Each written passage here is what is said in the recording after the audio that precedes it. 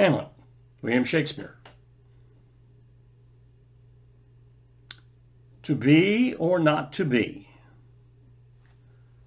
That is the question. Whether 'tis nobler in mind to suffer the slings and arrows of outrageous fortune, or to take arms against a sea of troubles, and by opposing end them. To die, to sleep no more, and by a sleep to say we end the heartache and the thousand natural shocks that flesh is heir to. 'Tis a consummation devoutly to be wished. To sleep, perchance to dream. Aye, there's the rub, for in that sleep of death what dreams may come, when we have shuffled off this mortal coil, must give us pause. There's the respect that makes calamity of so long life. For who would bear the whips and scorns of time, the oppressor's wrong, the proud man's contumely, the pangs of disprized love, the law's delay, the insolence of office, and the spurns the patient merit of the unworthy takes, when he himself might his quietus make with a bare bodkin? Who would fardels bear to grunt and sweat under a weary life, but that the dread of something after death, the undiscovered country, from whose bourne no traveler returns, puzzles the will, and makes us rather bear those ills we have than to fly to others we know not of. Thus conscience does make cowards of us all, and thus the native hue of resolution is sicklied over with the pale cast of thought, and enterprises of great pitch and moment with disregard their current turns awry, and loses the name of action. Well, first of all, who doesn't want to read that speech, right? I've put it here for several reasons. It introduces several problems, all of which we're going to have a chance to look at over the course of our discussions in philosophy. To be or not to be? He's asking the simple question, is life worth living? Not everyone thinks so. There is a movement afoot in the land that says being born is the first thing that goes wrong. It is true that the ancient Greeks argued that best of all things is never to have been born at all. Next best, if you must be born, die quickly.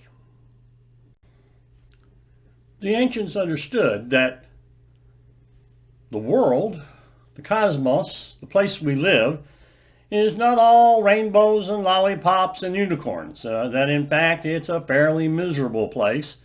And the best thing you can do, they say, is keep your head down. That is, if you have to show up here tall. And if you could avoid that, do that. But of course you can't. Take a look at one of the videos on the myth of that I've got on here. Now,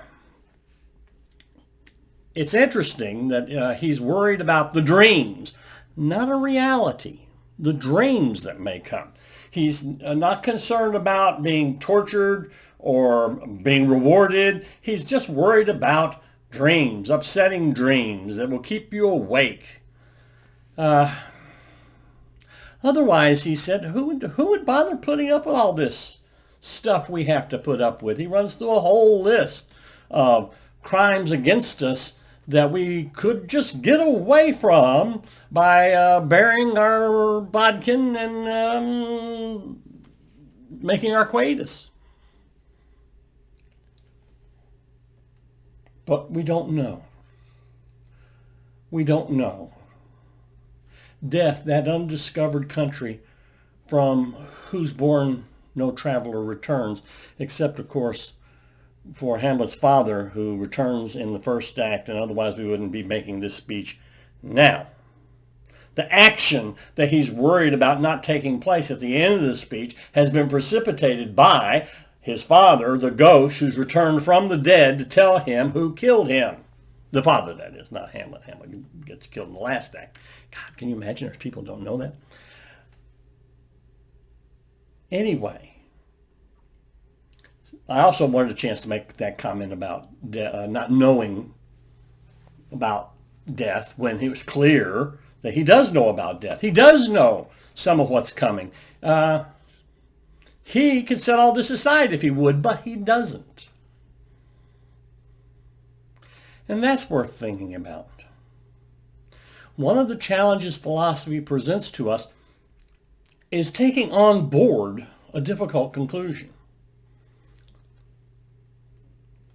The philosopher's position may be sensible. It may be the right thing to do. And yet sometimes we have trouble taking it on. We have trouble committing to it. I once was giving a class in contemporary ethics. In the class, we were discussing a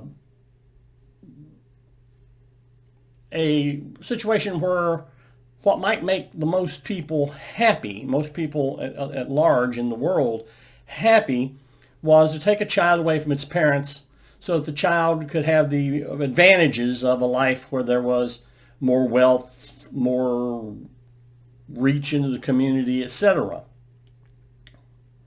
And I looked out and found one of my students just absolutely crying, just soaked. And I said, "Oh, my dear, what happened? Did you get bad news?" And she said, No. It's just, I'm a utilitarian, and I believe that the right thing to do here is to take that child from its parents, but it just drives such a pain in me to say it. Philosophy isn't always easy.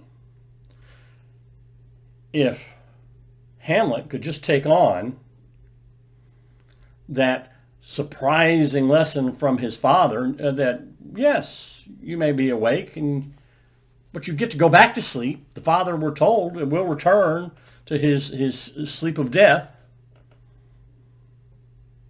It's still hard to take on. Very hard to take on. But it is also interesting that it is not the pain of life per se. It is instead the fear of death, the fear of the dreams of death that Hamlet wants to avoid. It is then that we become cowards. Let's take one more moment here. Thus, conscience,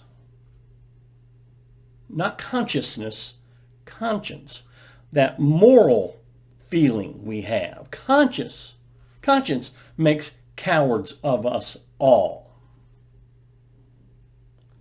That the dreams of death bring feelings of guilt.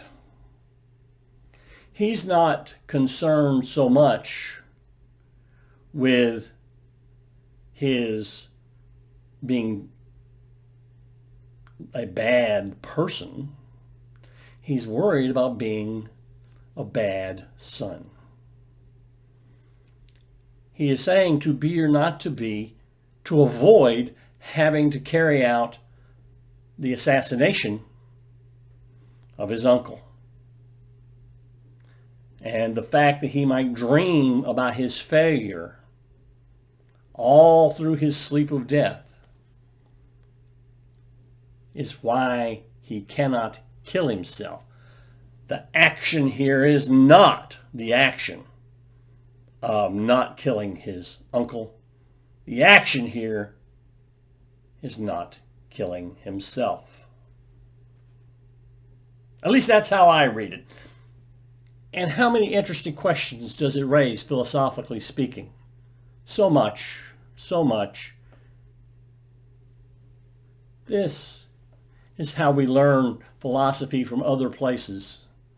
Hamlet's just a joy. Well, Shakespeare in general is just a joy. But so many playwrights introduce philosophical problems into their writing that we should all feel free to embrace that as a source for talking about philosophy.